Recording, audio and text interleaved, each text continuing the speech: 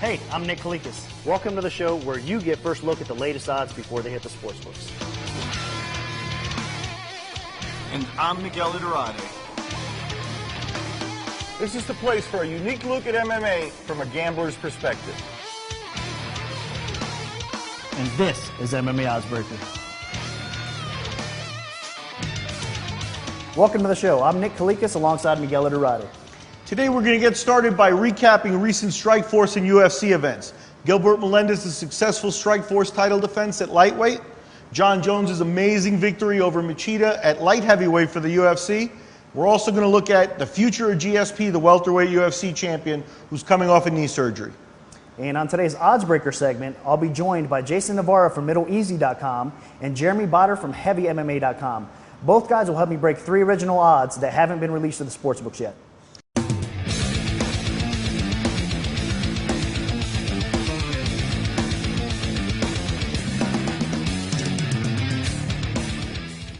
Let's start the show off by talking about Strikeforce's title fight between Gilbert Melendez and Jorge Masvidal. It went down on their December 17th show. What you think, Nick? I thought it was a great fight. A 5-round battle. Melendez looked very impressive. I know he got a lot of critics in that fight, but man, you got to understand, Jorge Masvidal is a solid lightweight. I think he would enter the UFC, beat a lot of guys in the UFC's lightweight division right now. So it's not like he just went in there against somebody that didn't belong. He went in there against a very difficult, very game opponent in Jorge Masvidal, and he outstruck the guy. I mean, Masvidal is known for striking, and he did a good job. He beat him to the punch. He put his combinations together. He was more aggressive. I think Melendez was impressive, and he's still at the top notch, up towards the top of the lightweight divisions for sure. Number 1, number 2 in the world to me. Yeah, Melendez had a great performance. I agree with you completely. Masvidal is a really tough opponent. Nobody should sleep on him. I've seen some people, critique the fight with Melendez and things, and I have a lot of respect for Masvidal. If he has one knock on him, it's what we saw here, where he falls into a little bit of a jabbing, counter-punching boxing thing, and Melendez did outstrike him, so credit to him. He is one of the top 3 guys in the world. Yeah, I definitely think it was a hard spot for him to be in. A lot of people were expecting him to have a letdown. He came through, he got the win. He's still, like I said, number 1, number 2 lightweight in the world. Great, and let's take a look then at Machida and John Jones at UFC 140. Recent fight, title fight for John Jones. This guy's trajectory just continues to skyrocket. I mean, another amazing performance.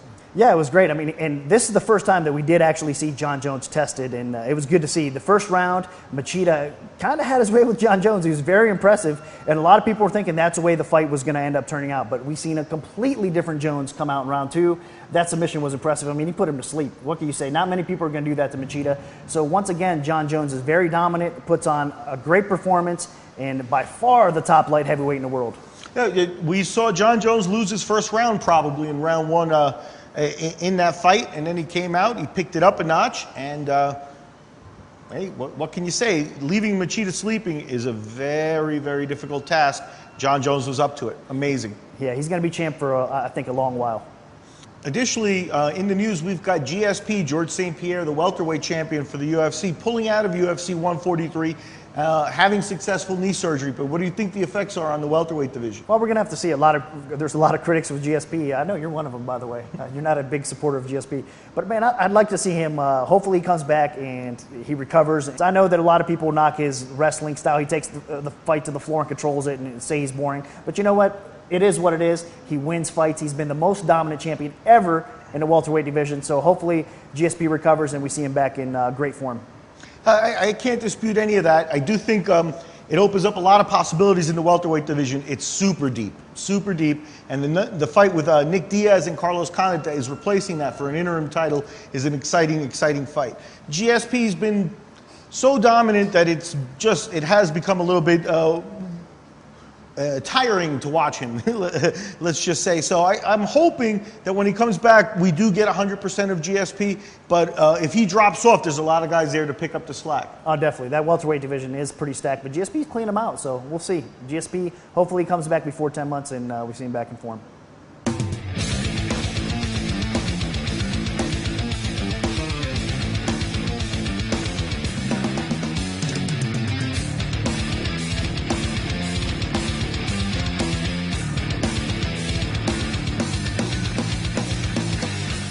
All right, let's get rolling now with the odds breaker segment. Let me introduce the first guest. He's a writer and video editor for MiddleEasy.com. Jason Navarro, welcome back to the show. Thanks for having me back, guys. And also joining us today is the associate editor of HeavyMMA.com, Jeremy Botter. Jeremy, welcome to the show. Thanks for having me on. Now, both of you guys have been on the show before, so you guys have a clue on how the show works. But for those that don't, let me briefly explain. Our sponsor, Sportsbook, BetDSI.com, has donated a $5,000 bankroll for both Jason and Jeremy, and they get to wager $500 a pop, either on the favorite or the underdog. I've selected 3 fights today, so we're going to get right to the first one. It comes to us from UFC on Fox 2, the headlining fight, Rashad Evans versus Phil Davis. Guys, we're going to start with Jason first.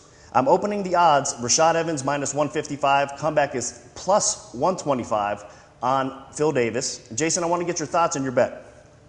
My bet's still going to be completely on Rashad. Normally in fights like this, grappling will cancel each other out, and it's going to be left to be a stand-up fight. And we just saw Phil Davis get boxed up by Little Nog a few months ago, so I think Rashad's going to take this pretty handily, actually. All right, so you're going to lay the juice. Again, slight favorite, not a lot of juice, but you are going to risk $775 to win $500 on the favorite Rashad Evans. Let's get Jeremy Botter's take. What do you think, Jeremy? I've got to go towards Rashad also, and to be honest with you, I don't think this line is high enough. I would put Rashad at minus 200 or even higher. I think that's where it should fall. I believe Rashad Evans to be a heavy favorite. Phil Davis is an excellent wrestler, NCAA, almost world-class wrestler. Rashad is not quite that good, but he is good enough to keep the fight from going to the ground. If he can do that, just like Jason said, he's going to box him out, outstrike him, and win a decision. Okay, so Jeremy Botter is also going to roll with the favorite here. $775 to win $500 on Rashad Evans. This fight does have a lot on the line. Title implications are on the line for the winner, so a big fight, and we're looking forward to it. It's the headliner on UFC on Fox 2. Okay, the next fight here today on our odds breaker segment is UFC 143, the new headlining bout for the interim title between Nick Diaz and Carlos Condit. Another highly competitive fight, guys, and the line's going to indicate that. I have Carlos Condit opening up as a minus 125 favorite over Nick Diaz at minus 105. So basically a pick'em fight. We're going to start with Jeremy first. Jeremy, give me your thoughts and give me your bet. I like this line a lot for the fight as it stands. I think Carlos Condit is a very dangerous opponent. He can take punishment just as well as anybody else Nick Diaz has ever faced. Plus, he's an outstanding striker with a ton of power.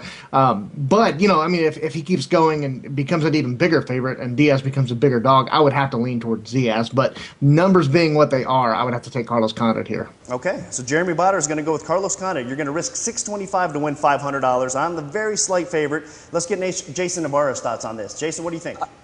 I am absolutely taking Nick Diaz unequivocally. I'm not even concerned. I really think that he's going to win this fight either by finishing Carlos Condit or he's going to take him into the later rounds where Carlos traditionally has not been that great. If you look at his past, every time he's gone past the second or into the third round, over half the time he actually loses either the decision or loses in the end. So to see somebody who can't be finished, like Nick Diaz, fight someone like Carlos Condit, who I don't think is going to finish him in the first or second round, he's going to be dragged into deep water, and I don't think he's going to do very well. So I'm taking Nick Diaz 100%. All right, this time you guys are splitting. Jason Navarro is going to bet Diaz at minus 105, risking $525 to win $500. Again, basically a pick'em fight and interim title at stake. Both these guys definitely deserve the championship fight, and looking forward to this one at UFC 143. Okay, the next fight's coming to us from Japan, UFC 144 with the lightweight title at stake. It's a great fight. I'm really looking forward to this one between Ben Henderson and champion Frankie Edgar. We're going to start off with Jason first. Jason, another close fight, another pick'em basically fight, but the champ Frankie Edgar is coming in as a slight betting favorite, minus 130, even money. Give me your thoughts on this fight. Yeah, this is probably going to be one of the fights of 2012. I'm really excited for this fight. It's going to be amazing in Japan. That said, like you said, it's going to be a pick'em fight. It's going to be really close, and I think that Frankie Edgar doesn't have what it takes this time to squeak past, and I think that Ben Henderson is just going to have the physicality, and he's going to be much bigger, and I think he's going to push around Frankie. So I think that Ben Henderson is going to win a close decision in this one. Okay, so Jason Navarro is going to take Ben Henderson, the slight underdog, $500 to win $500. You're getting even money. Jeremy Botter, let's get your take on this. Who do you like? Well, I spent 2.5 years betting against Frankie Edgar because he was too small, because his opponent was too big, because he didn't have the strength to beat them. I've been wrong every time. Ben Henderson is no bigger than Gray Maynard. Gray Maynard is one of the biggest lightweights in the world. He was not able to push around Frankie Edgar just like we thought he was going to. Ben Henderson is not going to take Frankie Edgar to the ground, and when it stays up, he's not going to be able to keep up with Frankie's striking, as we've seen. This is a guy who has outstruck BJ Penn and Gray Maynard using speed, his technique and quickness. He's going to do the same thing to Ben Henderson, and he'll win this fight. Valid points from both of you guys. So Jeremy Botter is going to go with a slight betting favorite, $650 to win $500 on the champion Frankie Edgar. I think the public's going to agree with you guys and be split on this fight. I really do. I think the sports books are going to see a lot of two-way action. And I'm not really sure who's going to come away with the title after they leave Japan. So we'll see. Awesome fight. UFC 144. Can't wait. All right, guys. Excellent job on the Oddsbreaker segment today. This is the time I like to let you guys have a second to plug your Twitter accounts, plug the websites that you guys work for. So let's start off with you, Jason. Anything you'd like to say before we let you go? Oh, just thanks for having me on again, guys. I really appreciate it. Visit middleeasy.com, and you can follow me on Twitter at Jason Navarro. All right, thanks, Jason. And what about you, Jeremy? Anything you'd like to say? Yeah, just stay tuned to HeavyMMA.com for the UFC's pre-fight show Fight Day, and you can follow me on Twitter at JeremyHeavyMMA. All right, guys. Thanks again. We'll see you soon.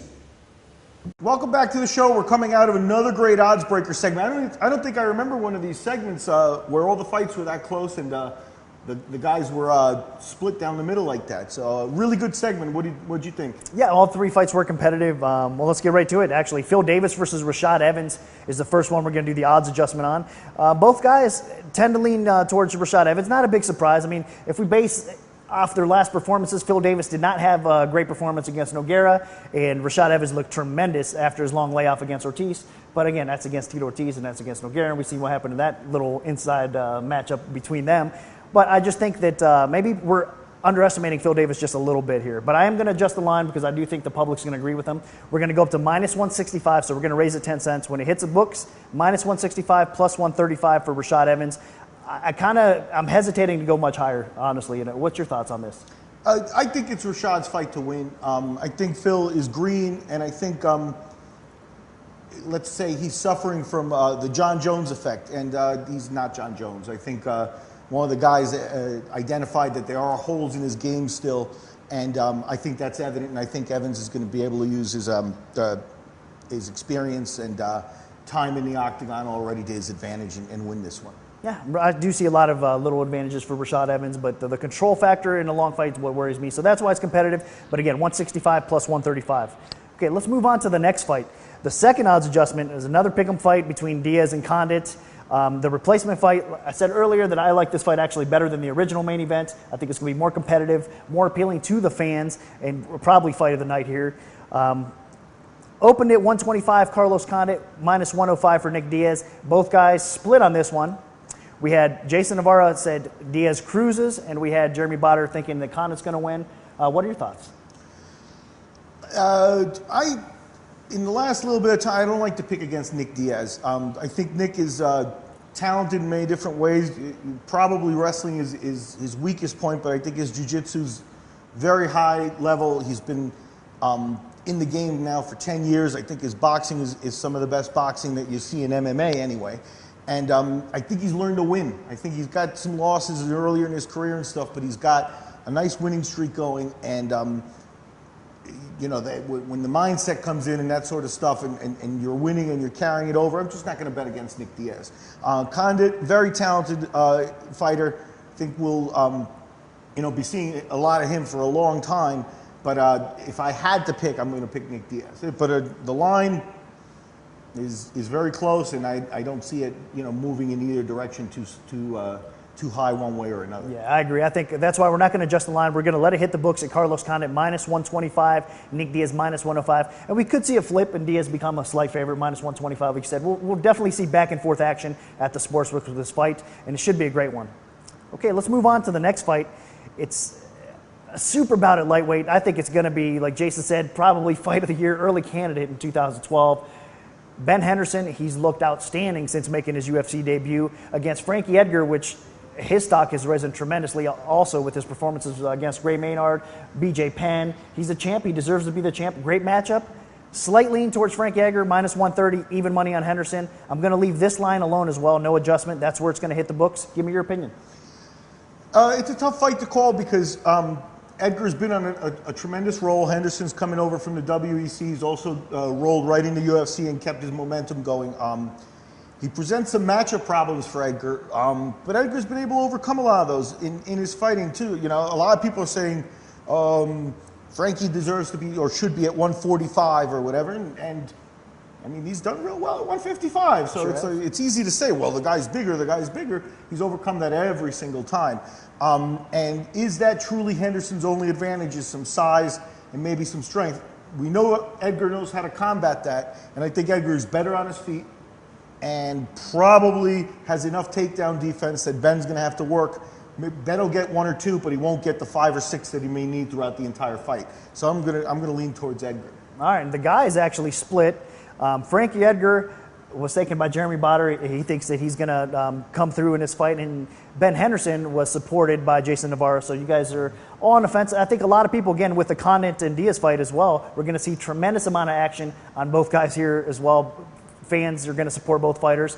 And, hey, let's give our hats off real quick to the WEC guys, man. We have Carlos Condit, former WEC champion, fighting against Nick Diaz, headlining and getting a title shot. And we also now have Ben Henderson, former WEC champion, headlining, getting his title shot in the UFC as well. So the WEC, not too shabby for those guys. Got to give a lot of credit. Yeah, I think you do got to give a lot of credit to WEC. And one of the things that at times, if I start thinking about it, I wonder why the UFC doesn't absorb Strikeforce right away and just grab that talent like Gilbert that we talked about earlier today and stuff. And I think that logic says that the WEC model is the reason why they're letting the talent develop. They're letting the depth of the pool develop. When the WEC guys came over to UFC, they didn't miss a beat. Yep, no, good point. Very good point. So we could, and we, as you know, Strikeforce is going to stick around for a little while longer. So good things to happen in the sport of MMA in the future. Yep, and let's hope that they use the Strikeforce to develop the women's divisions, which it looks like they're going to do. Let's keep our fingers crossed. I agree. Well, thanks for joining us. That's it for this episode of MMA Oddsbreaker. A big special thanks to our guests, Jeremy Botter, Jason Navarra. Thanks, guys. As always, a great job. Make sure you check us out on our Twitter page at MMA Oddsbreaker for all the latest show updates and more. For Miguel Iturrate, I'm Nick Kalika saying until next time, enjoy the fights.